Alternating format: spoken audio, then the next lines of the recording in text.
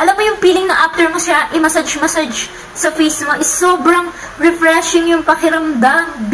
Grabe yung init ngayon, no? Sobrang nakakahagard ng face. Nilalambaran ako nito, guys, para siyang silicone rubber. Then, dito mo ilalagyan siya ng water. Tapos, ilalagay mo siya sa freezer. Tapos, ganito yung kakalabasan niya. Hindi ko nga siya masyado napuno. Pero, okay na to.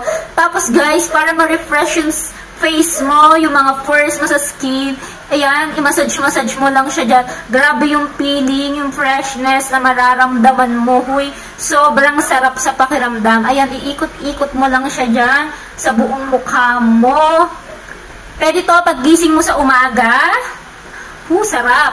Paggising mo sa umaga, o di kaya naman, ay bago ka matulog. Kasi sa sobrang init ngayon ng panahon, guys, magbubukasan talaga yung mga pores natin.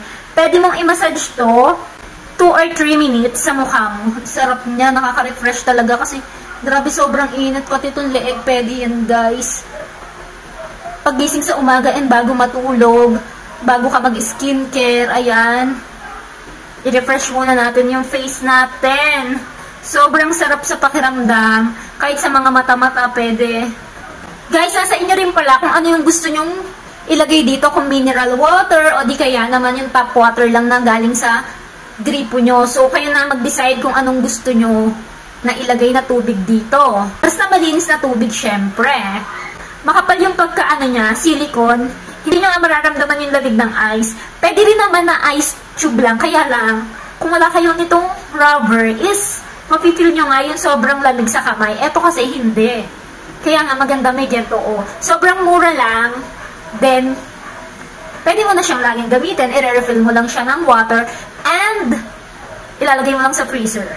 Sarap nito lalo ngayong summer.